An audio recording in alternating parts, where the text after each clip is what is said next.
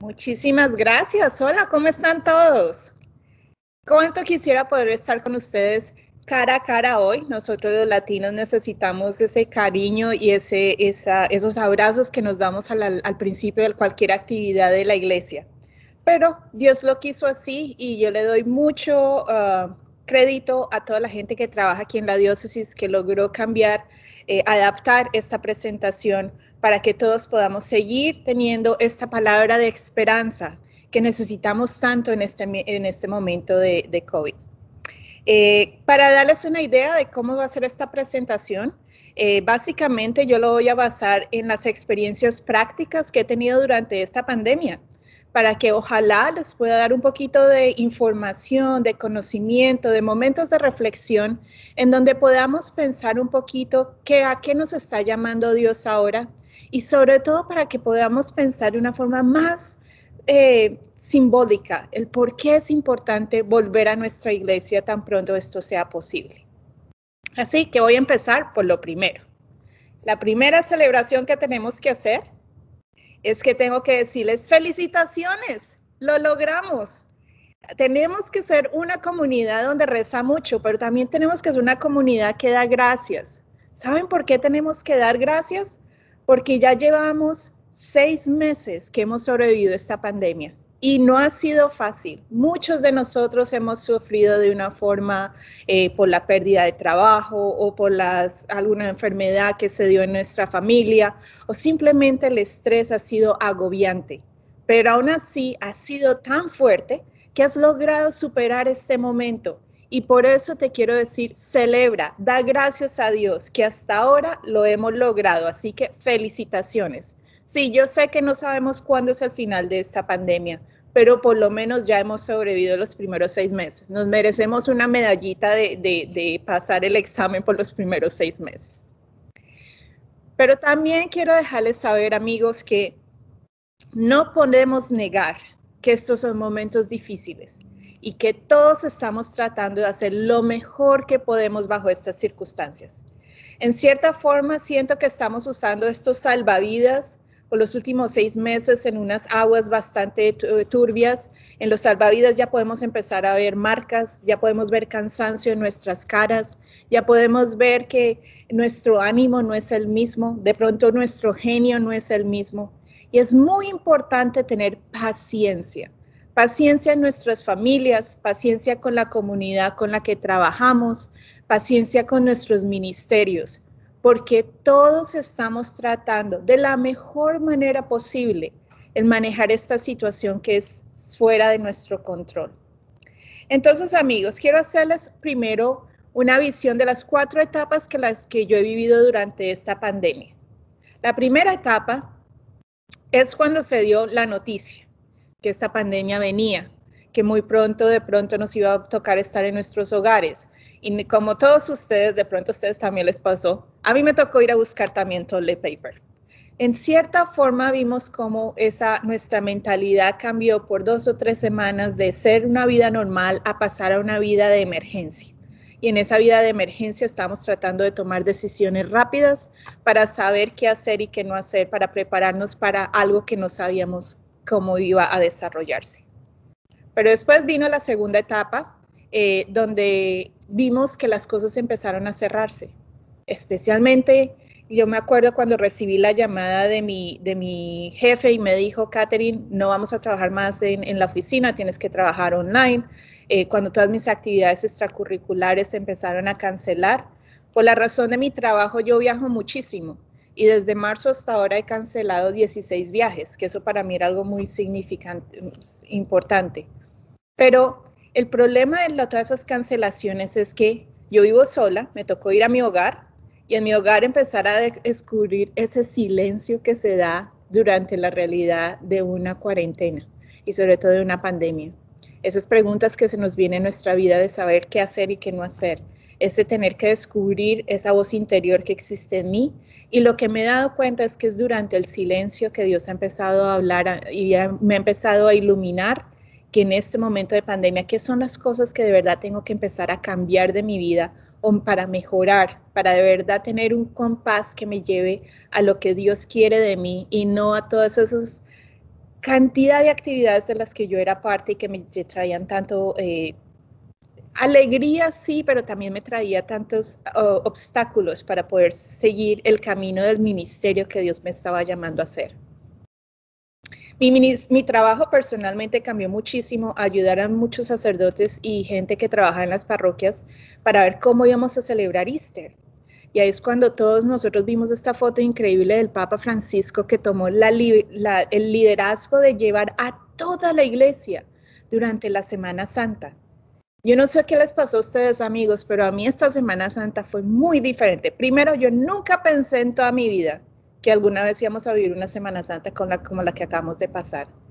Pero cuando estuve viendo por televisión las celebraciones que el Papa nos lideró, donde él estaba parado solo, en un Vaticano vacío, donde nos estaba liderando por primera vez de nuevo, sentí esa reafirmación de la belleza de nuestra Iglesia Católica, que es una iglesia universal.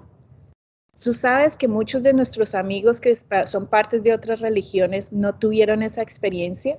Ellos solo pudieron conectarse con sus pastores de la zona en donde vivían.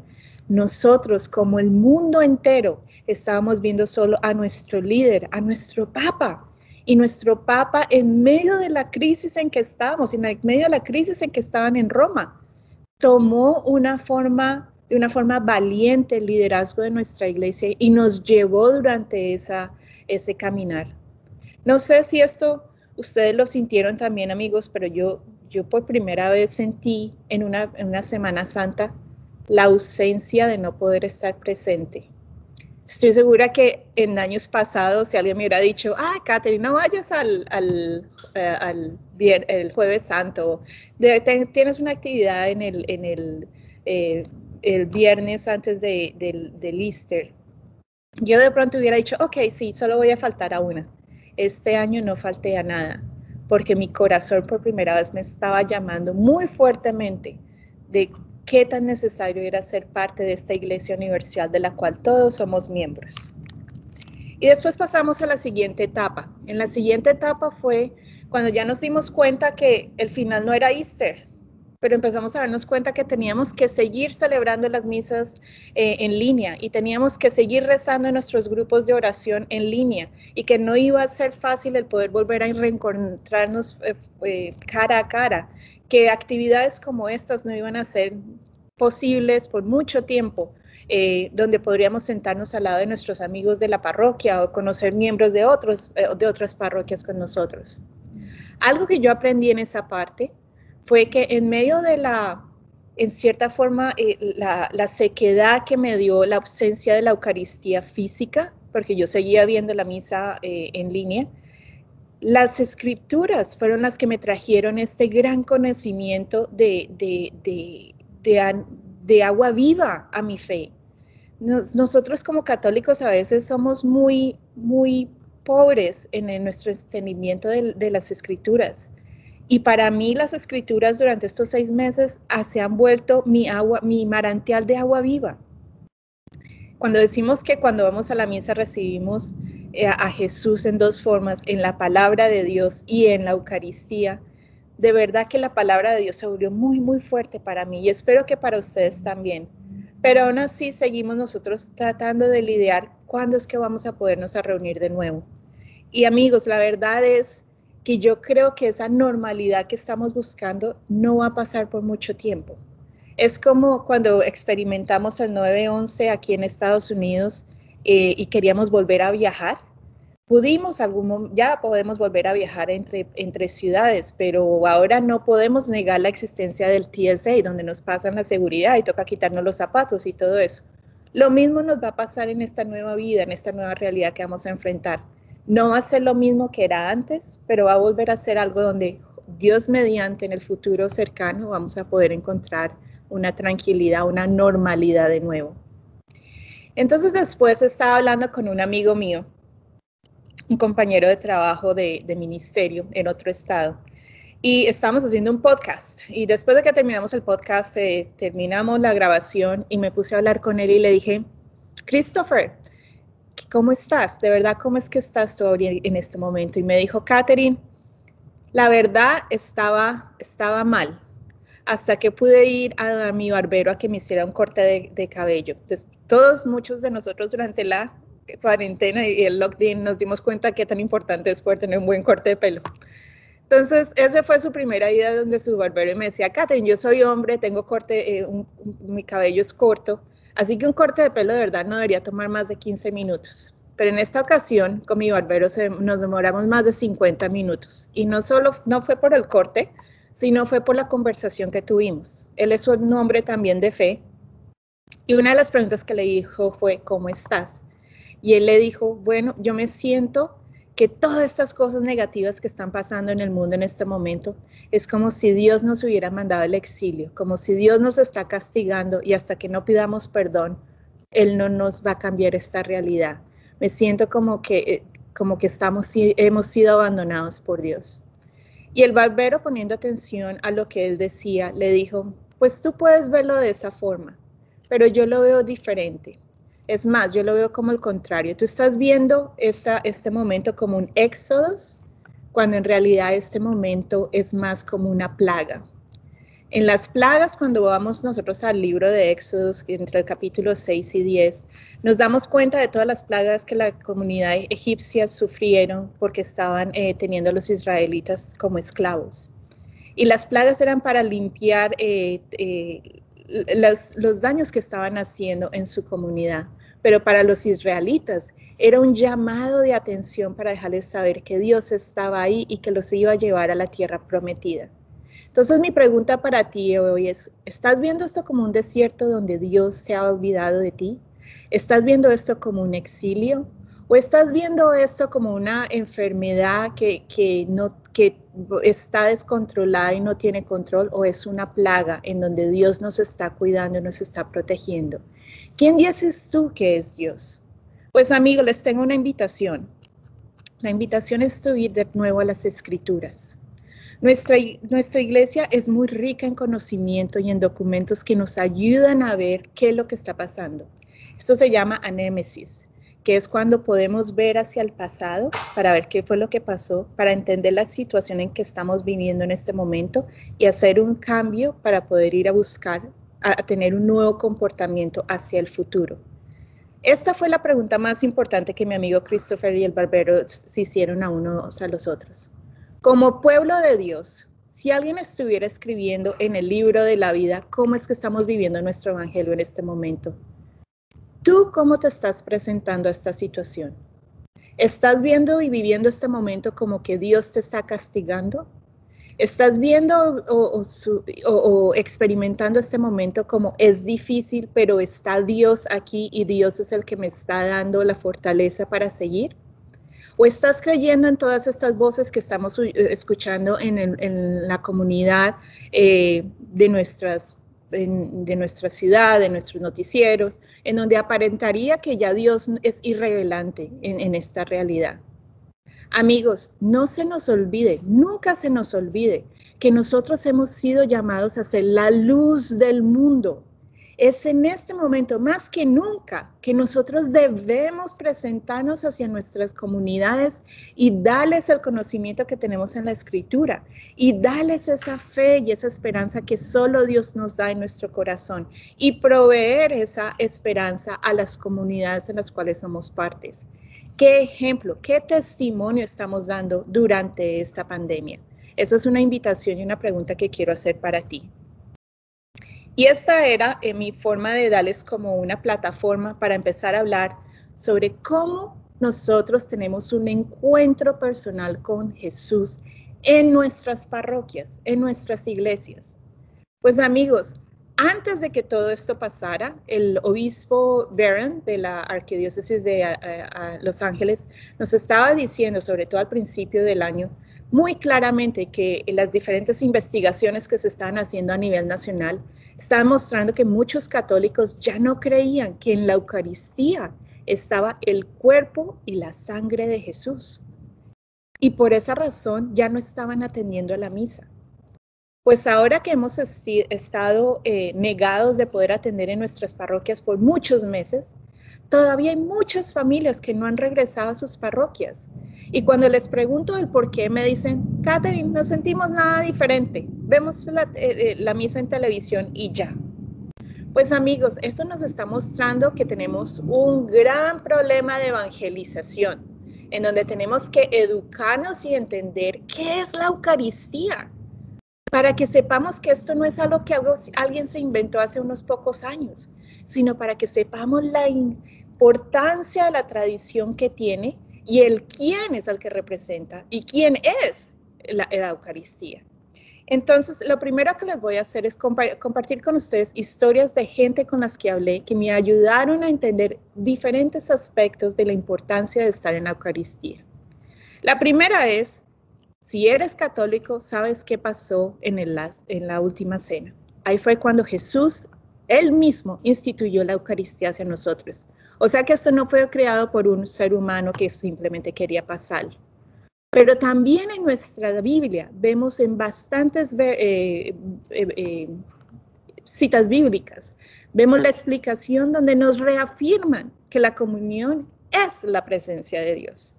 En el Evangelio de Juan, por ejemplo, el 3:16 dice, porque Dios ha amado tanto al mundo que entregó a su propio Hijo. En Juan 6:51, yo soy el pan de vida bajado del cielo. Esto simplemente nos muestra que Dios ha amado tanto al mundo, que nos ha entregado a su propio Hijo en la Eucaristía. Y esto es lo que nos da la diferencia de entendimiento de por qué vamos a la iglesia. A la iglesia no vamos porque nos fascina el Padre o nos fascina la música o nos fascina encontrarnos con nuestros amigos de la iglesia. A la iglesia vamos porque nos vamos a encontrar con Jesús. Es más, estaba hablando con mi jefe, el director del programa de McGrath, Dr. John Cavadini, y él me dijo, Catherine, hoy más que nunca, todo católico debería leer en el catequismo el número 776, que nos dice, como sacramento, la iglesia es instrumento de Cristo. Ella es asumida por Cristo como instrumento de redención universal, sacramento universal de salvación, por medio del cual Cristo manifiesta y realiza al mismo tiempo el ministerio de amor de Dios al hombre. Ella es el proyecto visible de amor de Dios hacia la humanidad, que quiere que todo el género humano forme un único pueblo de Dios, se ve en un único cuerpo de Cristo y se codifique en un único templo del Espíritu Santo. Y es más, en la siguiente nota podemos ver, porque fue del costado de Cristo mientras dormía el sueño de la muerte en la cruz, de donde salió el maravilloso sacramento de toda la iglesia. Y en el siguiente, así como Eva se formó del costado de Adán dormido, la iglesia nació del corazón traspasado de Cristo que cuelga muerto en la cruz. Estos simplemente son pequeños documentos de nuestra iglesia. Hay muchísima más información en donde nos reafirman que la Eucaristía es el cuerpo y la sangre de Cristo, que vino del amor de Dios hacia nosotros y que es el regalo que recibimos cada vez en la iglesia. Amigos, lastimosamente, muchas veces lo que ocurre es que pensamos que vamos a misa, porque si vamos a misa vamos a lograr ir al cielo. Esa es una visión muy pobre. Nosotros vamos a misa porque vamos a encontrarnos con Jesús vivo, esa persona que amamos, donde hemos tenido un encuentro con Él.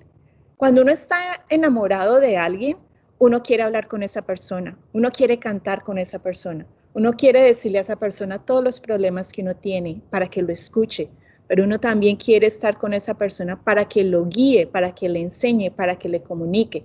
Y todo eso pasa en nuestra vida y en nuestra experiencia de las parroquias.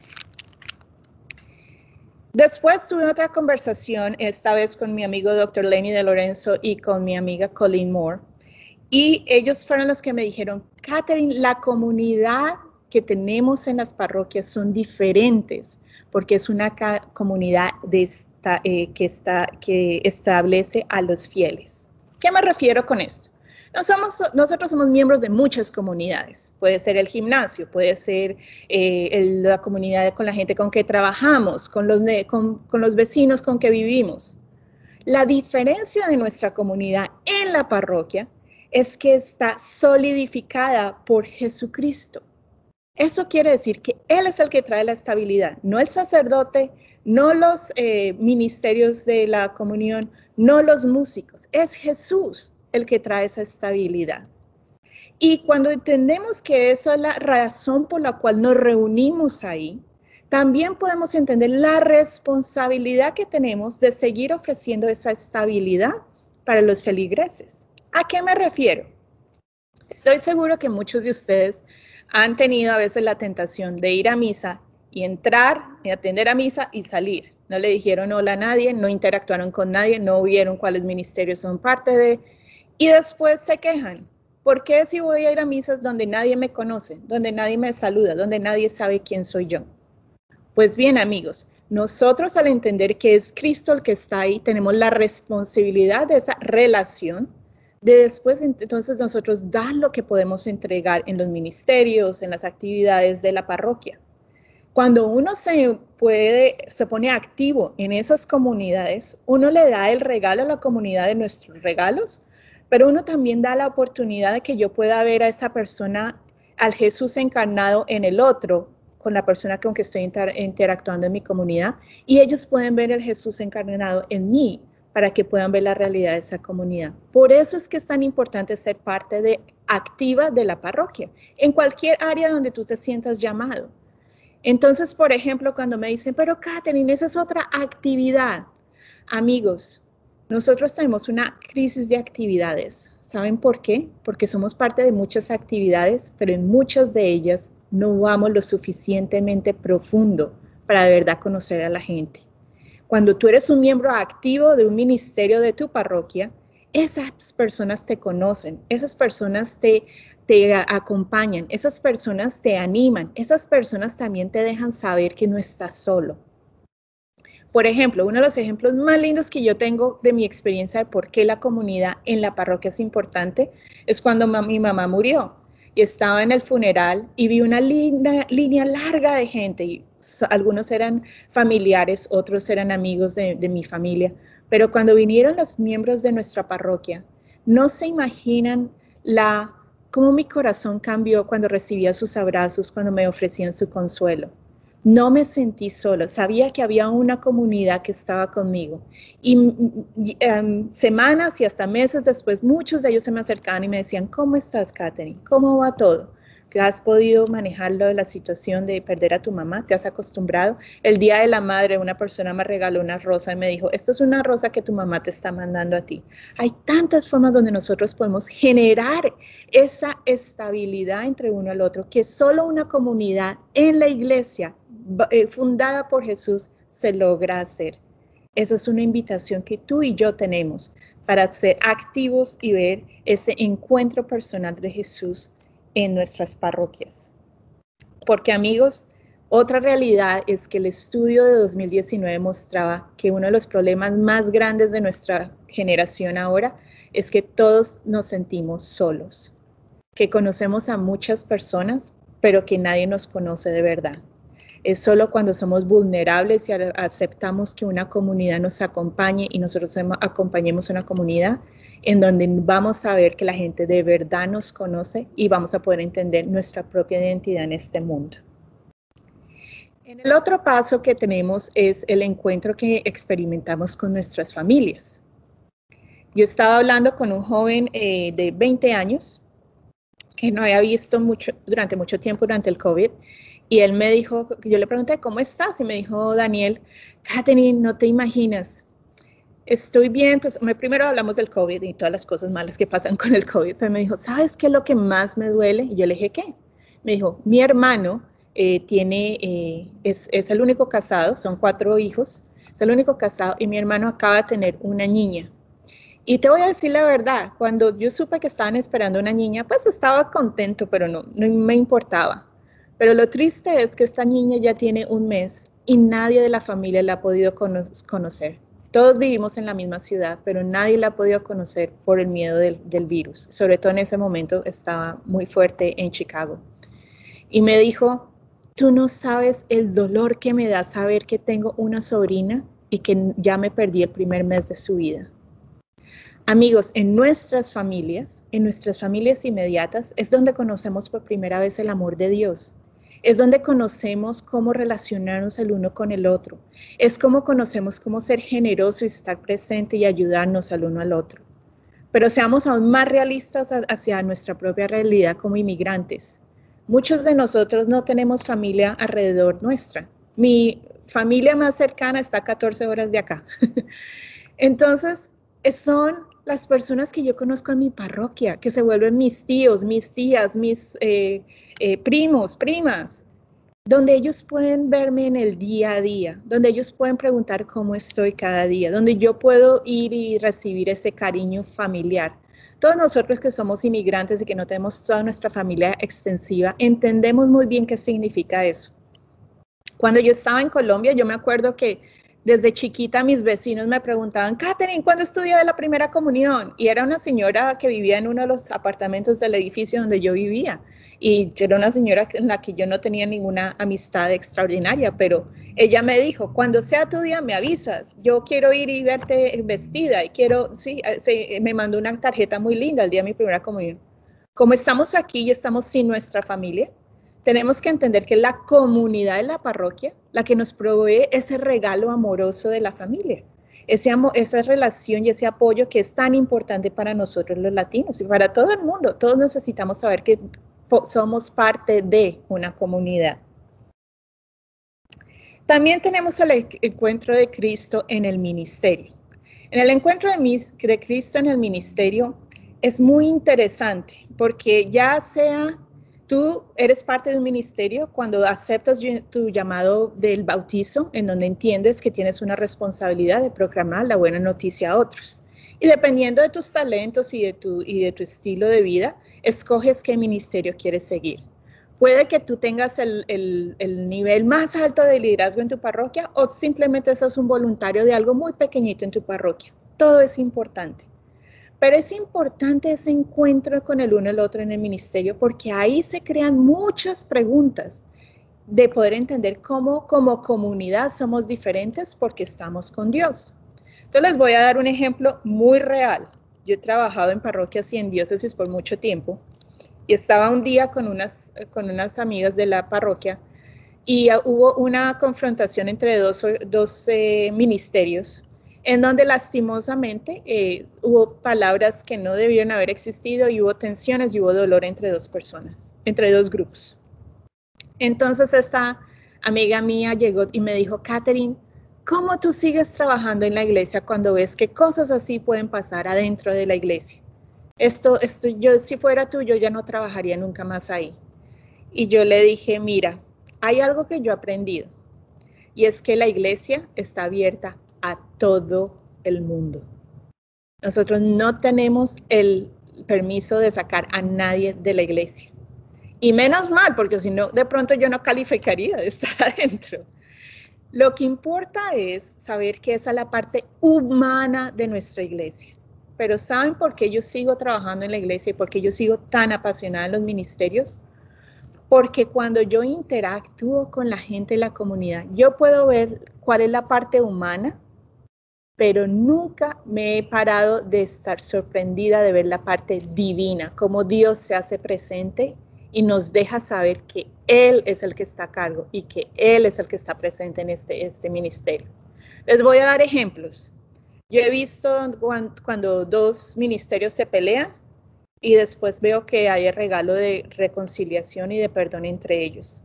He visto como una parroquia estaba con una colecta tan baja que estaban corriendo con el peligro de cerrarse y de la nada uno de los miembros de la parroquia murió y nadie sabía que en el testimonio había dejado todo su dinero a la parroquia y fue el dinero exacto que se necesitaba para pasar ese problema financiero que había. Y la iglesia empezó a surgir impresionantemente después de eso, donde nadie tenía esperanza y ya estábamos a punto de tomar decisiones muy serias. He visto cómo cuando hubo una enfermedad de un niño en una parroquia, toda la comunidad se reunió a rezar por ese joven y ese joven se sanó. Y ver la transformación que hubo en la comunidad. He visto cómo a veces la gente contesta de una forma inapropiada pero otras personas vienen y dan ese apoyo y ese soporte que necesitaba esa persona en ese momento. Así que, amigos, algo que yo aprendí, les puedo decir de corazón, y fue algo que yo aprendí en mi primer año de Youth Ministry, es que yo tenía 300 jóvenes y siempre me llegaba un jovencito que claramente no quería estar ahí. Entonces me hacía la vida imposible. Es difícil de por sí manejar a 300 jóvenes en las reuniones que hacíamos los miércoles. Pero este jovencito me estaba sacando canas, como se dice. Pero yo sabía que él venía porque iba a recibir el sacramento de la confirmación. Así que lo dejé. Y humildemente tengo que confesar que el día después de su confirmación, yo hice una celebración. Y dije, ya, por fin, no me toca más con este jovencito, no va a volver. Y el siguiente miércoles, el primero que entró al salón fue ese jovencito. Y lo miré, yo literalmente fui hacia él y le dije, ¿por qué estás aquí? Tú sabes que ya recibiste el sacramento y ya no tienes que venir, ¿cierto? Y me dijo, yo sé. Y se quedó, entonces, pero lastimosamente volvió a tener esa personalidad destructiva en cierta forma de los eventos que tenía ese miércoles. Al siguiente miércoles, de nuevo, el primero que estaba entrando al salón era él. Y ahí sí ya dije, ya esto lo tengo que parar. Así que me acerqué a él y le dije, su nombre era Jacob. Le dije, Jacob, necesito hablar contigo. Quiero saber, me tienes que explicar por qué vienes a este grupo, porque claramente con tu comportamiento tú me estás dejando saber que no quieres estar aquí. Y él me dijo, Catherine, yo vengo a este ministerio porque tú eres la única persona en mi vida que no me ha sacado de la actividad. Mis papás me han sacado, mi colegio me ha sacado, mis amigos me han sacado, tú eres la única que ha sido constante en mi vida. Ay, no saben cómo me sentí de culpable porque mis siguientes palabras iban a ser, por favor, no vuelvas más al grupo. Pero obviamente no pude decir eso. Entonces lo que le tuve que decir es, ok, Jacob, si tú quieres estar, necesito que cambie la actividad porque son muchos los jóvenes que necesitan ayuda aquí y tú puedes tener el liderazgo de ayudarme. Pues les comento que ese joven ahora es un abogado y es un abogado activo en la fe. Y eso es un regalo que yo aprendí de que aún la persona que más te trae problemas, de que no te sientes cómodo con ellos, que no crees que son lo suficientemente católicos o tan católicos como tú, de pronto Dios está trabajando en ellos también. Y por eso siempre tienes que tener el espacio abierto de dar la bienvenida y para poder crear ese crecimiento. Porque adivinen qué, en esa experiencia no solo creció él, yo crecí también como persona para saber qué es ser un mejor líder.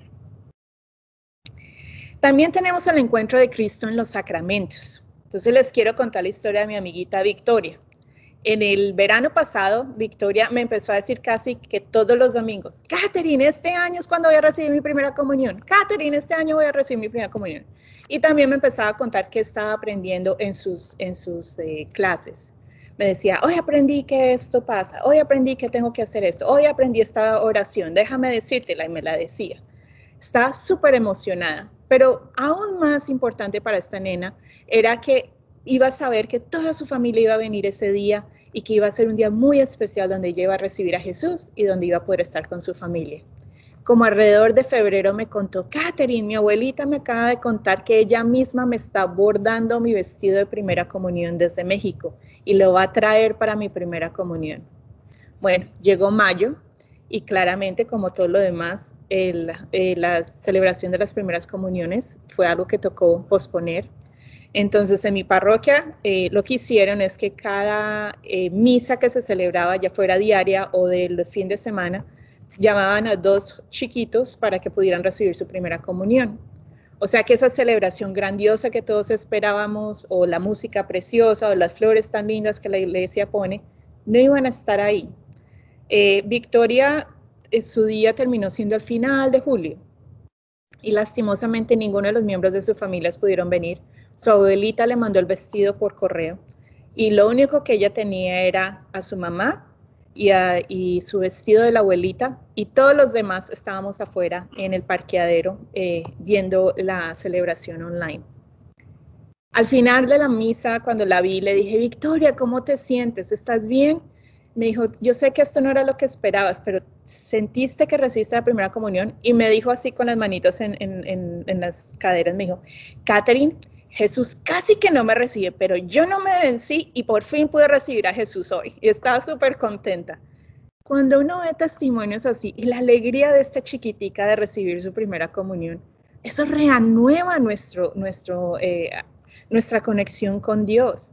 ¿Cuántas parejas ustedes conocen que este verano se iban a casar y les tocó casarse solos? Solos en el sentido del sacerdote y solo ellos dos.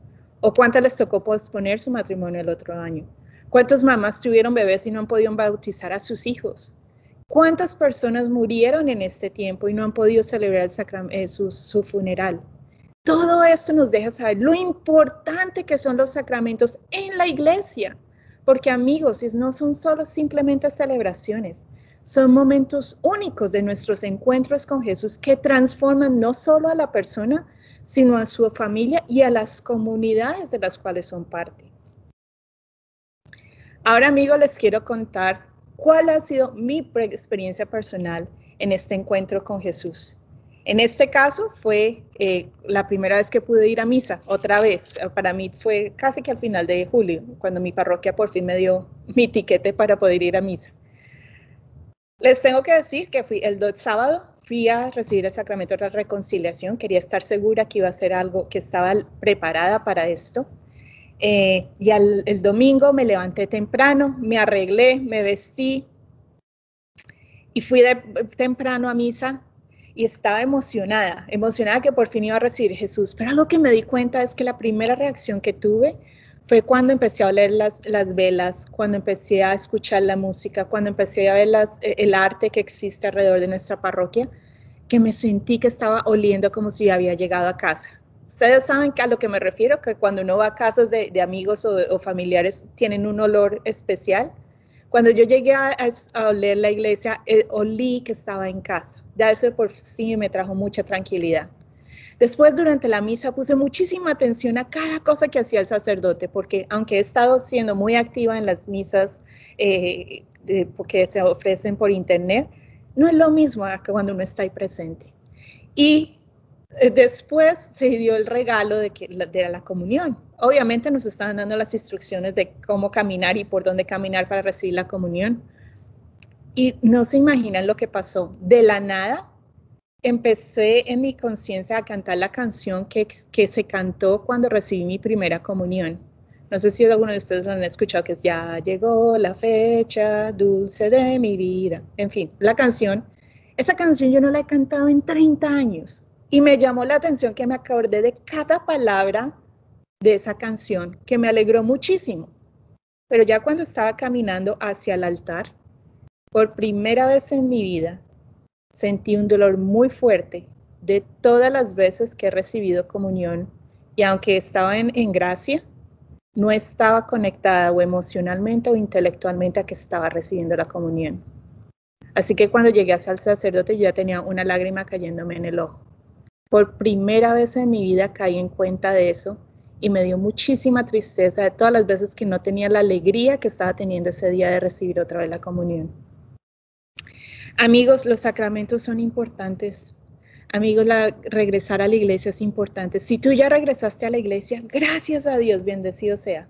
Pero si tú no has regresado a la iglesia, te invito a que empieces a considerar estas áreas que te voy a preguntar en este momento para que te den suficiente fuerza para tomar este paso a seguir.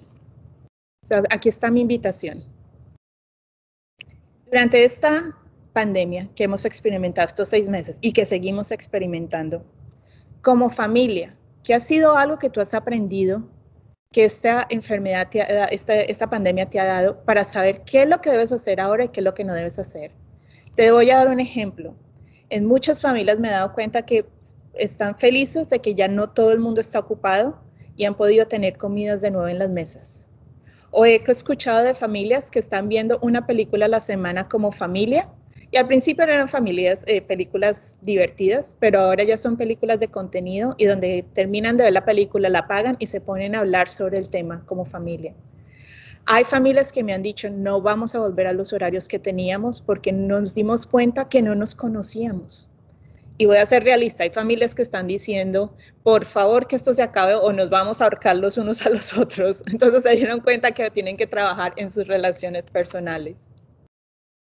Como laicos comprometidos, si tú estás como voluntario o si eres uno de los líderes, esta es la invitación que tengo para ti.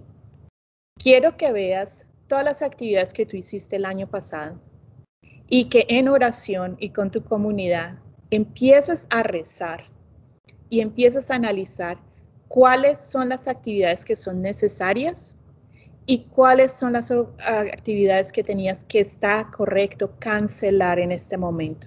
¿Por qué? No porque eran malas o porque no funcionaban, sino porque tenemos que usar esa energía y esa creatividad en los nuevos ministerios que necesitamos hoy, con las realidades de hoy. ¿A qué me refiero?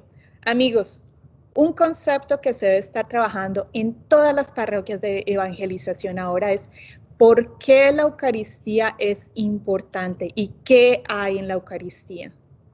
Todos sus esfuerzos de evangelización en los grupos ministeriales, grandes o pequeños, ese debe ser el tópico que deben de estar trabajando por el próximo año. ¿Por qué? Porque hay muchos que en este momento no saben la respuesta a esa pregunta. Tenemos que enfatizar eso. Si tú eres parte de la preparación sacramental, aquí está mi invitación. Mira todas las actividades que hacías. Regresa a los documentos de tu diócesis donde dice cuáles son los requerimientos reales para recibir el sacramento y cancela todo lo extra que tenías y más bien cámbialo por algo que se necesite en el día de hoy. ¿A qué me refiero con esto? Muchas veces en nuestra preparación sacramental lo basamos por tradiciones lindas que teníamos que sabíamos que valían la pena, pero que no son realidades ahora. Estaba trabajando con una líder de la arquidiócesis de New Jersey y ella estaba, durante la pandemia, estaba muy preocupada porque tenía un retiro para 200 niños que iban a recibir la primera comunión y estaba enfática que ese retiro tenía que pasar. Estamos en New Jersey. Esa semana, sus 4 sacerdotes recibieron COVID-19 y tuve que llamarla a decirle, evangelización no ha terminado, lo que pasa es que tienes que hacerlo diferente. Tú no puedes reunir a 200 jóvenes donde ya 4 de tus sacerdotes han tenido COVID-19. Lastimosamente, 2 de ellos murieron, el más joven y el más viejo, murieron de COVID-19. Para ella poder entender ese proceso fue doloroso, porque todos sabemos qué es lo que nos gustaría ofrecer. Pero lo que tenemos que entender es que Dios sigue trabajando con nosotros, aun aunque creamos nuevas formas de hacer esa evangelización. Y finalmente, como individuos, yo quiero preguntarte a ti, amigos, ¿qué has aprendido de tu relación personal con Dios? ¿De verdad crees que Dios nos ha abandonado? ¿De verdad crees que Dios no está presente contigo? ¿Puedes ver las bendiciones que Dios te está dando en medio de todos estos momentos difíciles que estamos experimentando? ¿Crees que Dios se ha olvidado de tu realidad? ¿O te has dado cuenta que este es el momento que Dios te ha dado para ponerte más comprometido al aprendimiento de quién es Él, para que puedas seguir siendo no solo fuerte para tu propia vida, pero para que puedas afectar de una forma positiva a la comunidad en que estás? Entonces, por unos minuticos, unos 5 minuticos, te voy a dejar un silencio donde quiero que cojas un papel y si estás con una comunidad, trabaja con tu comunidad. Si estás con tu familia, trabaja con tu familia. O si estás solo, trata de escribir una oración de algo que has aprendido que te ha enseñado esta pandemia hasta ahora, como familia, como ministro y como individuo. Te voy a regalar unos minuticos para que empieces a reflexionar en esto.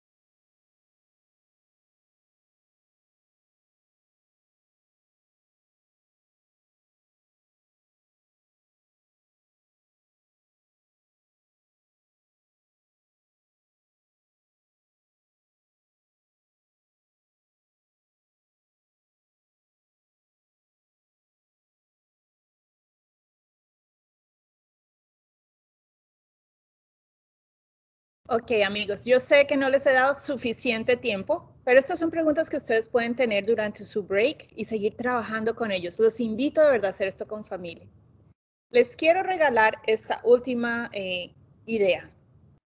Si ya regresaste a tu parroquia, bienvenido, qué alegría. Y si no has regresado, esto es para ti.